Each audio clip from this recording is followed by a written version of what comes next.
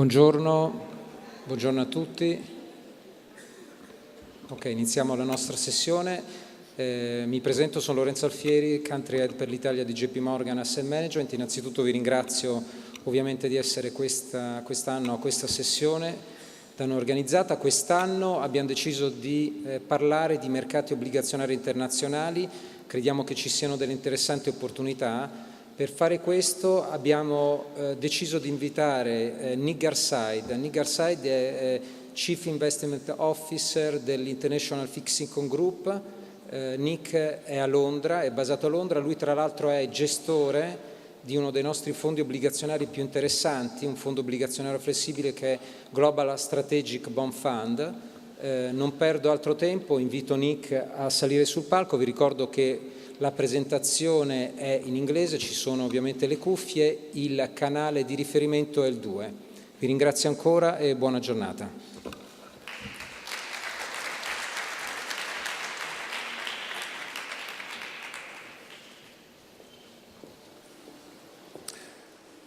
Well, thank you and welcome. And I'd like to start today's talk with a prediction.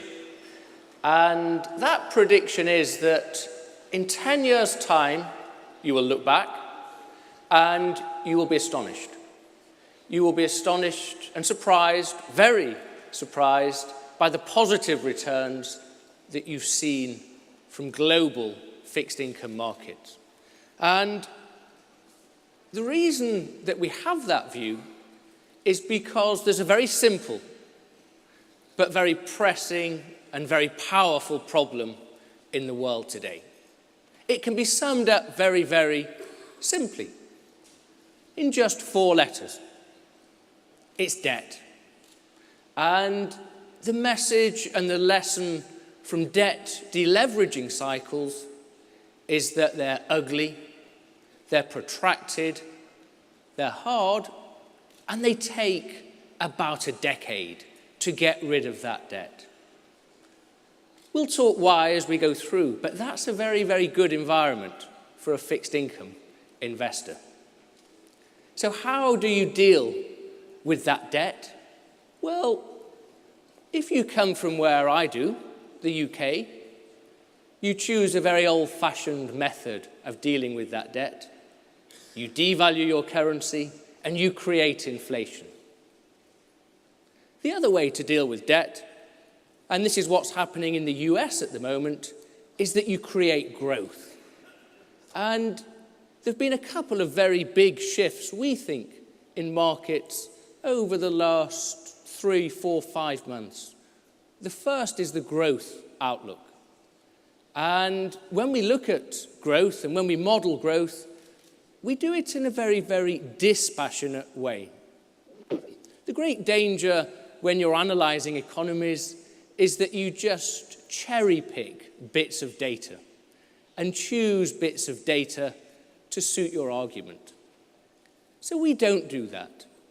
We take a step back and we use about 10 or 15 different indicators from across the economy, add them together to say, what is the growth outlook?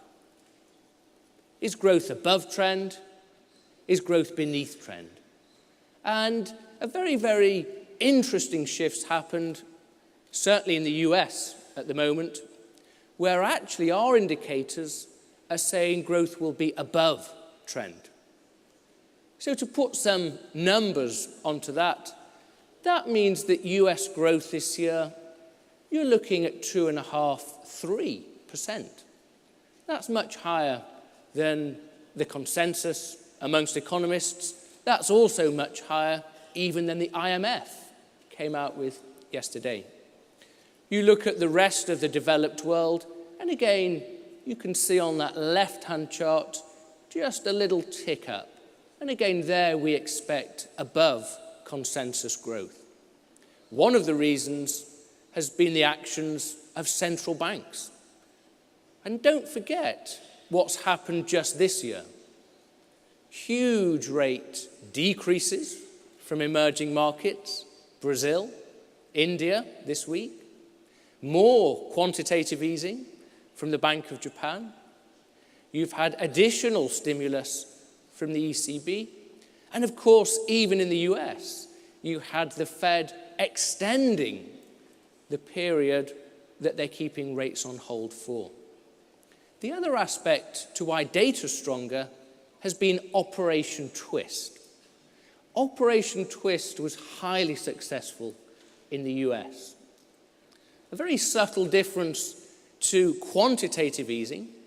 Quantitative easing increased the size of the central bank balance sheet.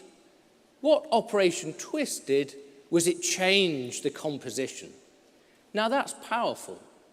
Think back. When you had quantitative easing, the impact was to lift bond yields.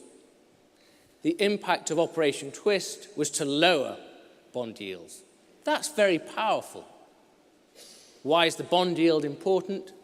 It reflects that cost of capital. What Operation Twist gives you is not just a very low cost of capital, but a very stable cost of capital as well. That's important. It means that borrowers have a lot more certainty over future cash flows. So that's one big change. That actually gives us confidence when we look at some of the riskier fixed income assets, emerging market bonds, high yield bonds. The other big issue we face, and we think we'll be facing this again, probably for the next decade or so, hence the title of this presentation, is Europe. Now, the way that we think of Europe is very simple. Imagine a very wobbly, three-legged stool. You've got three distinct legs to Europe. You've got weak public finances, you've got sovereign stress, and then you've got bank fragility. Think back to October, November.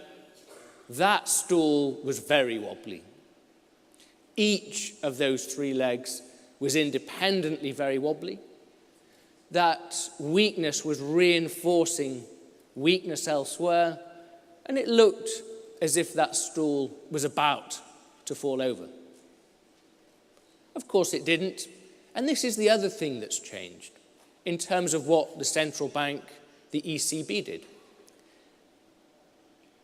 The ECB, in a very stealthy way, became a little bit like the Bank of England or the Federal Reserve. To us, long-term refinancing operations are pretty similar to quantitative easing. You're printing money, albeit by a different form. Now think back to that very wobbly three-legged stool. What the LTRO did was it stabilized one of those legs. It stabilized bank fragility. We used to joke throughout the summer that the ECB could actually solve the crisis if only they bought senior bank debt. That's what the LTRO effectively did. Banks have 1.7 trillion euros of debt maturing over the next 3 years. Already 70% of that has been refinanced through the ECB. One impact of that is that it's lowered sovereign bond yields. Different days, they're at different levels. But think of Italy. October, November, 10-year BTPs were at 7.5%. You look at 10-year BTPs today, under 5.5%. That's a much better outlook. Is that wobbly stool fixed? No.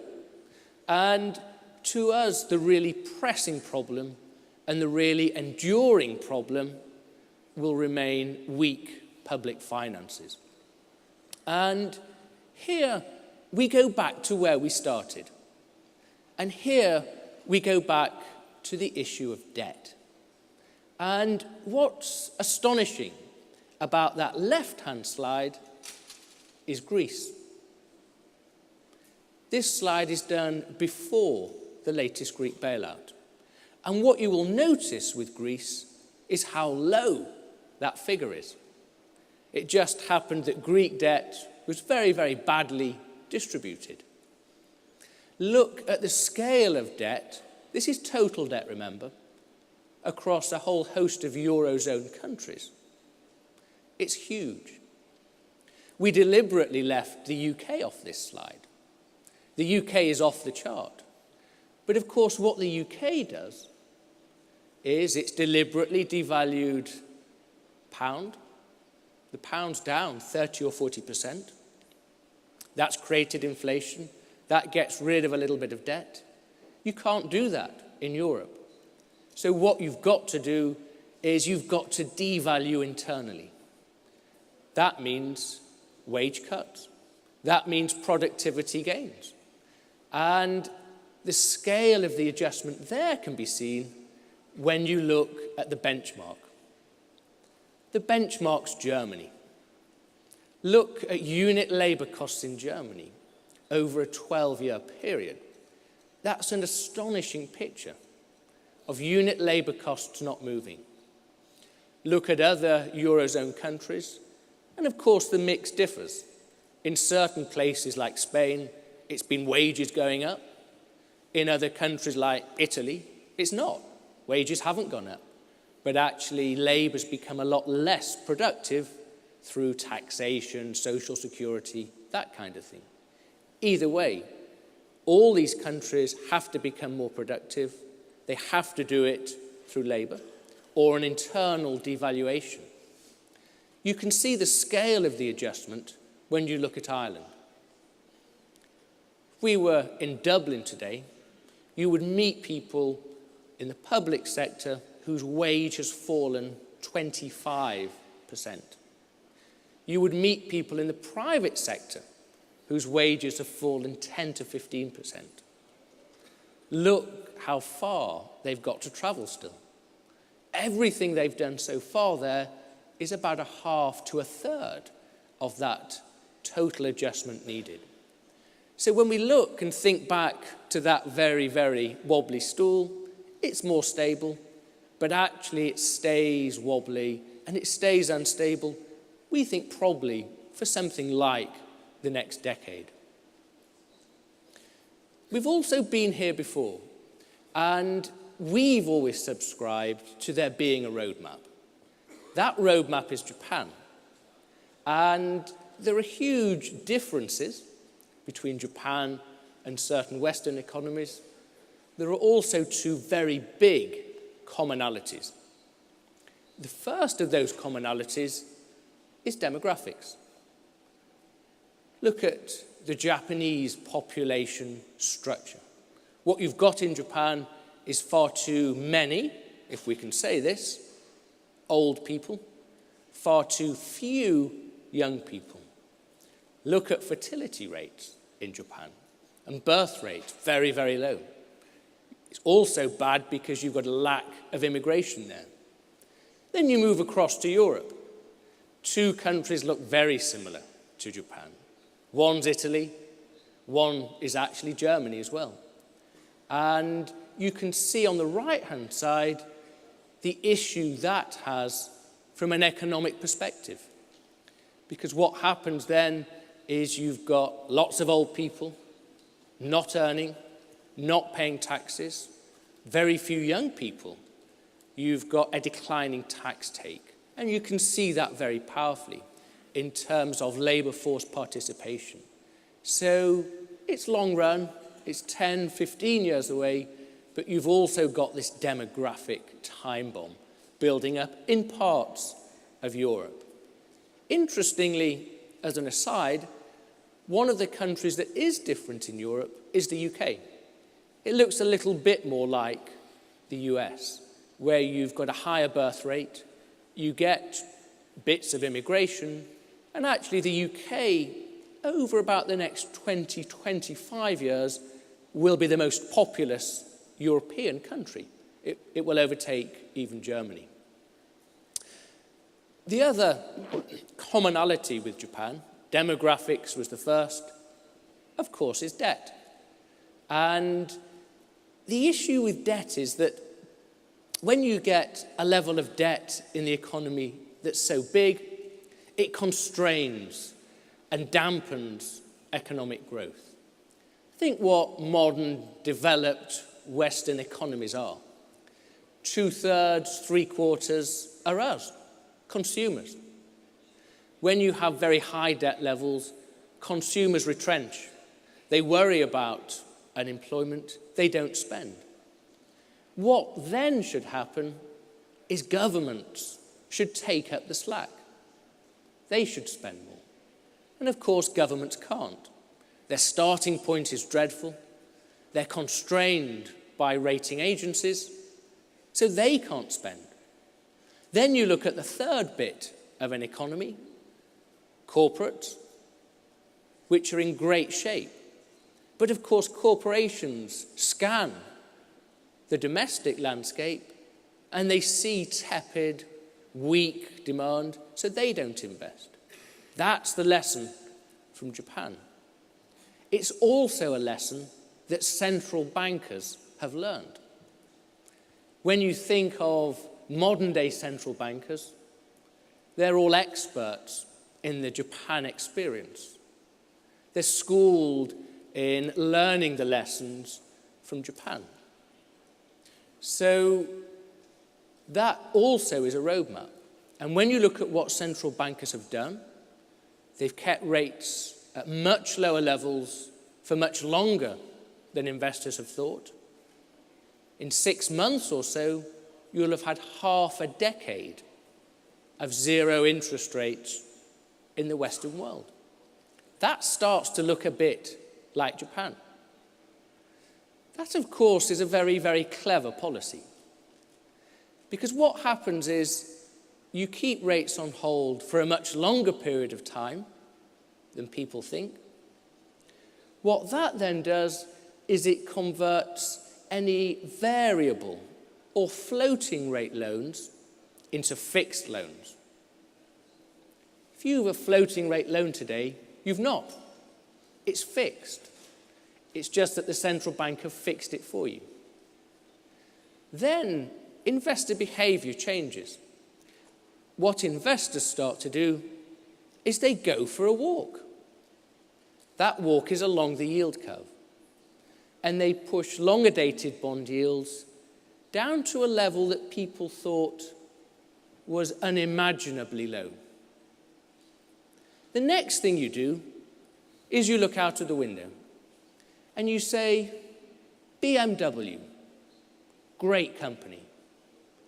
Its debt yields 1.5% more than government bonds. I'll buy it. That's the second lesson from Japan. Credit spreads contract.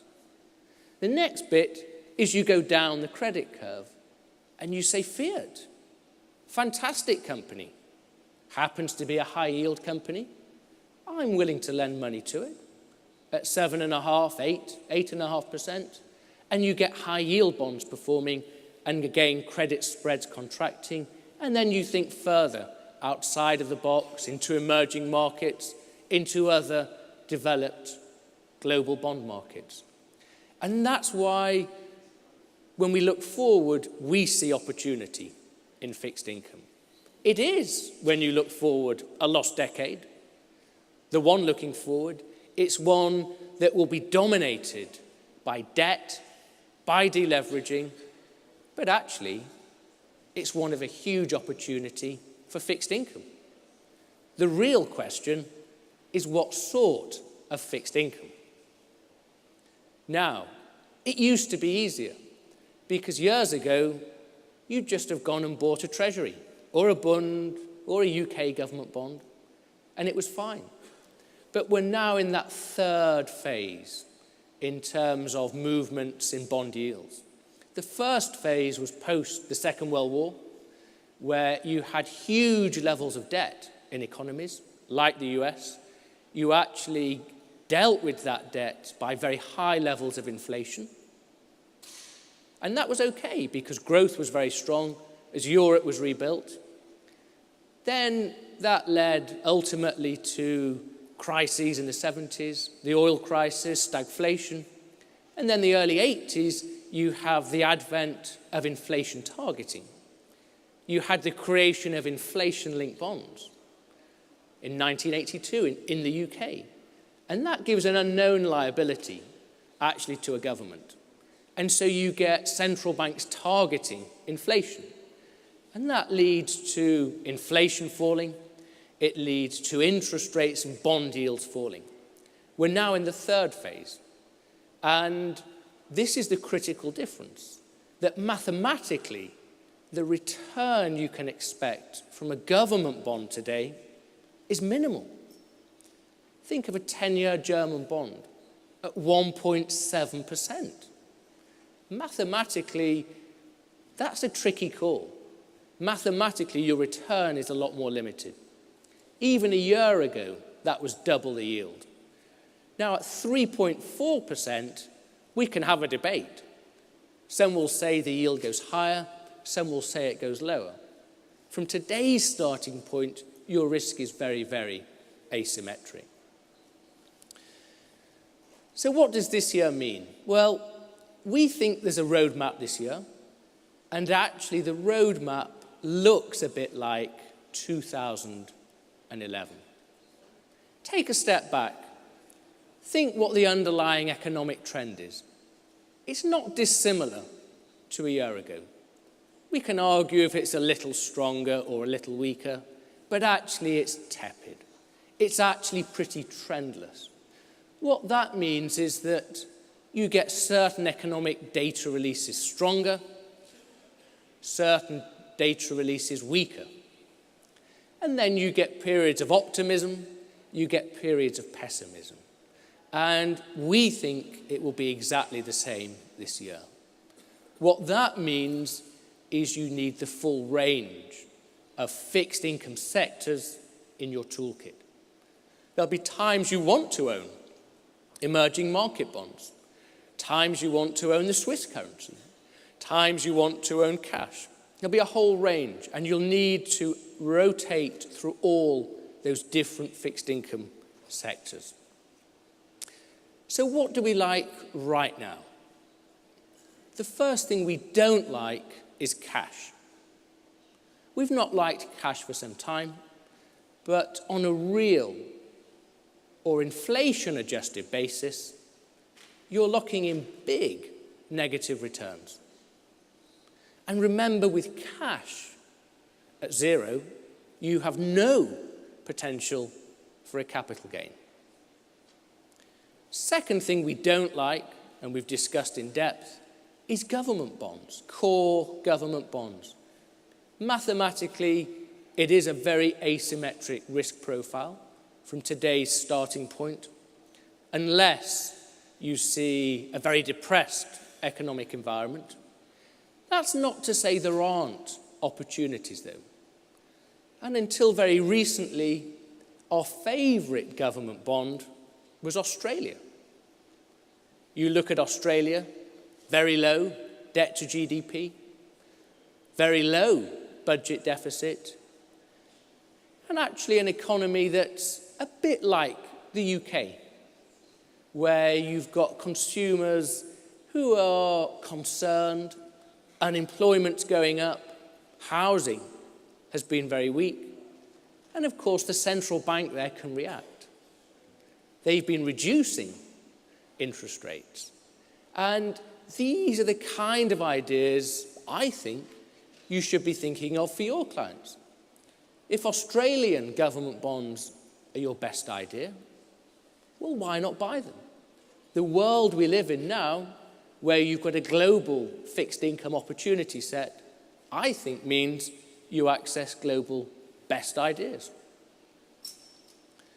Second part of the fixed income market that we like, very generically, is credit, corporate bonds. This comes with a health warning, though. And the health warning is liquidity, because here the world has changed. Years ago, you could just buy stuff and sell stuff in huge quantities, very easily. That's gone. Think who the providers of liquidity are. Banks. What are banks doing? Banks are deleveraging. very aggressively. They've not got the balance sheet space to take lots of bonds or stock and warehouse it. So banks have become old-fashioned match bargain dealers. They'll only buy something from you if they're sure they can then sell it very quickly. So liquidity is less there. It's also compounded because the cost of capital for a bank is a lot higher. Think where 5-year senior bank debt trades. It's expensive for banks.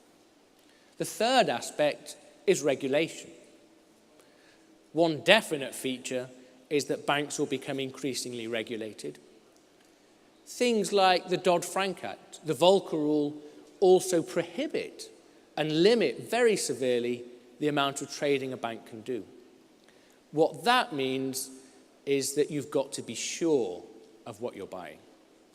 That means that in the fixed income world, you have lots of credit analysts that do all the detailed research and all the detailed work underlying those bonds. So if we think about the credit universe, let's think at the very top. And certainly one of our favoured sectors at the moment are what's known as covered bonds. And covered bonds sit right at the top of the bank capital structure. Covered bonds have been around for hundreds of years. They were invented in Europe by the Germans 200 or 300 years ago. And effectively what banks do is they originate mortgages, put them in a cover pool, and then borrow against it. So banks like it because they've got a very low cost of capital. Investors like it because you get collateral. And of course, that's why the ECB has been buying a lot of covered bonds, because they're comforted by that collateral. So covered bonds are likely to increase as you look out in terms of a way of banks to issue a lot of debt. We think they're attractive. Second thing that we think is attractive is just more generically investment-grade credit bonds. But again, the trick here is security selection. I always think there are two sorts of markets. You get those markets where there's a discernible trend. Interest rates are going up, interest rates are going down, and we know the direction and we might argue about the magnitude, but there's a trend. The other sort of market is the one we're in now.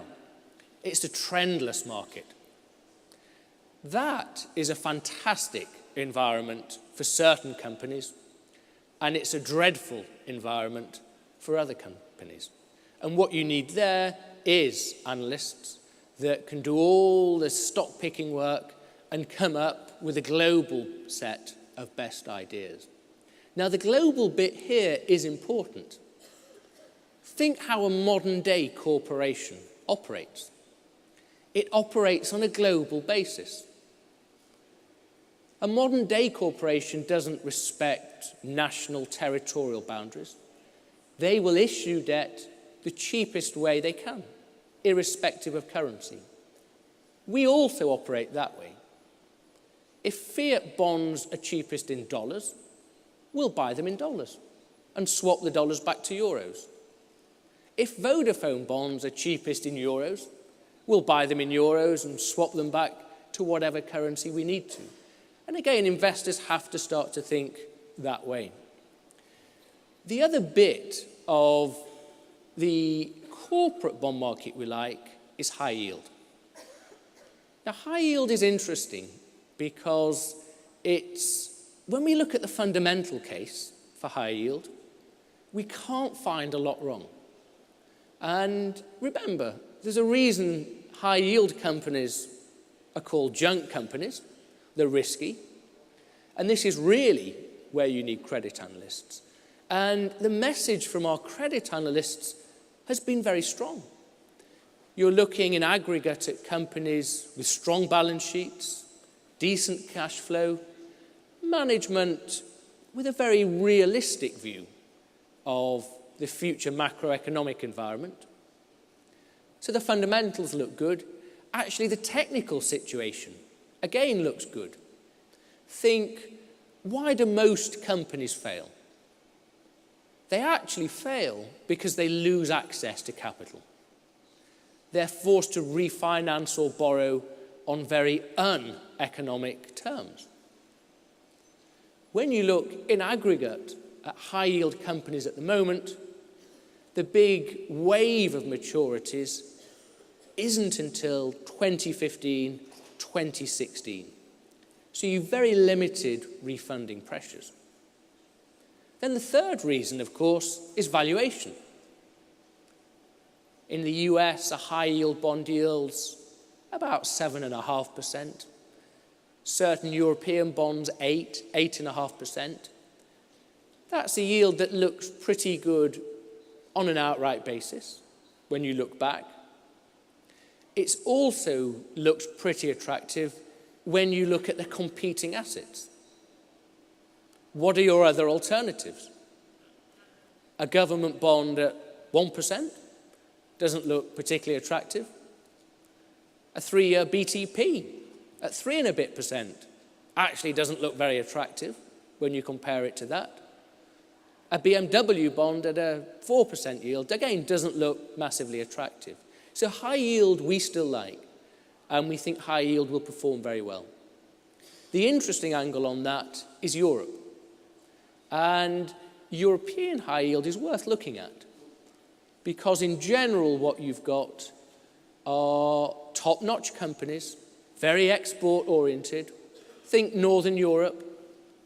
And in aggregate, you've got bonds with a lower maturity, a higher credit quality, and yet a higher yield than the US.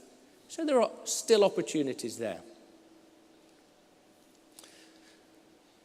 The other part of the investment world we shouldn't forget is emerging markets. And you've all seen these charts before about why investors like emerging markets. You've got much better metrics in terms of lower debt. You've got much better prospects looking forward. Again, look at that differential in terms of economic growth. It is huge in emerging markets relative to developed markets. The other aspect with emerging markets, of course, is that you can also take a little bit of currency risk.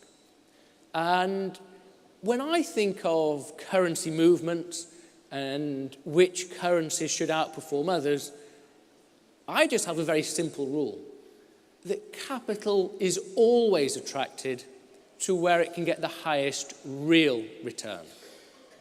So think, is that India or Italy? I'm afraid it's India. Is it the UK or is it Mexico? Well, it's Mexico. Its capital will be attracted to emerging markets relative to developed markets. And one of the primary ways that that is transmitted is through currency appreciation. And longer run, you can expect, I think, currencies, emerging market currencies, to appreciate relative to developed markets. That will be a bumpy journey. Currency is volatile, but again, it's an interesting aspect to the global fixed income toolkit. The other reason we like emerging markets is, think what I do. Realistically, what is a bond manager? We all know what equity managers do. They buy a share of future profits.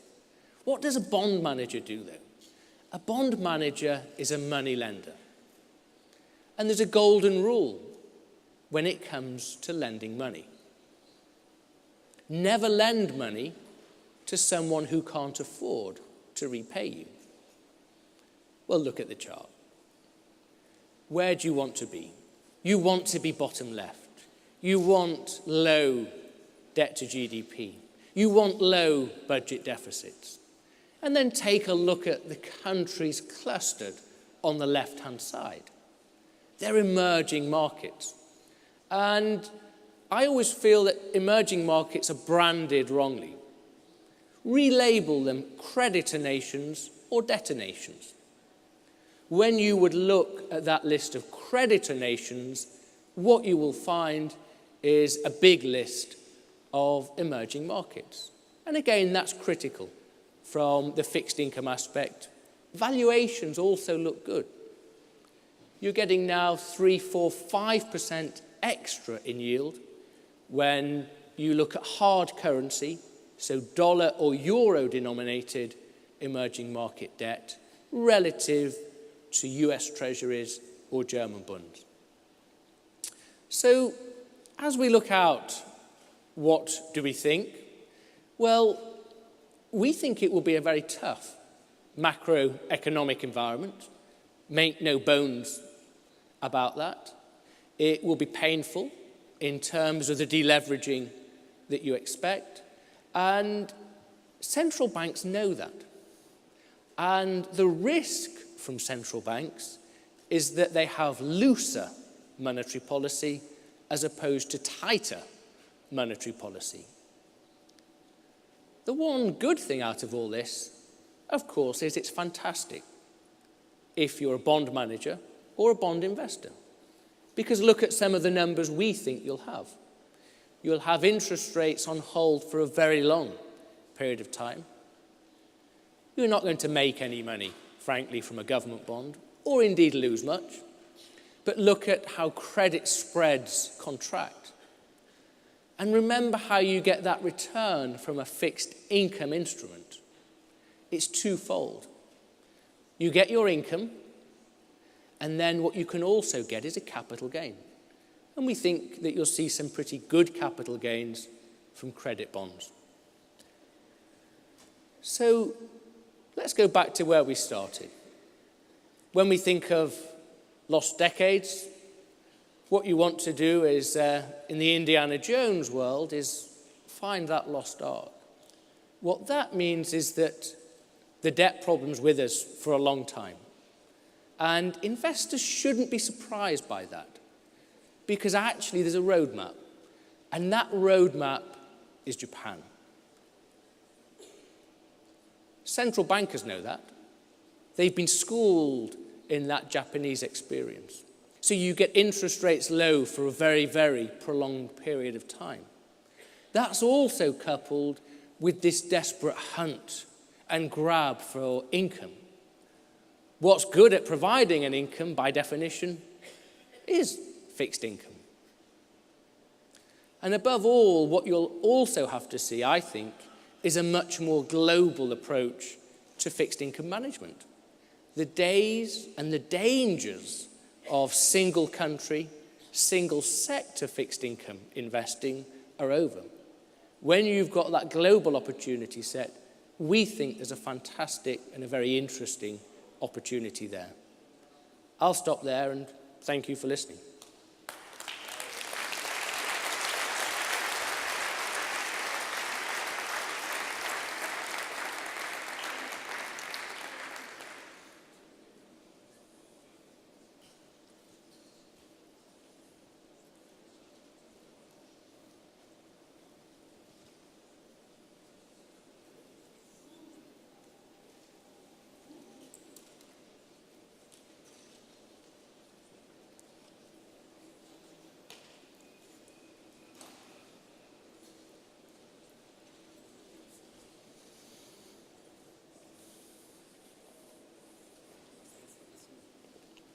Sì, inizierei.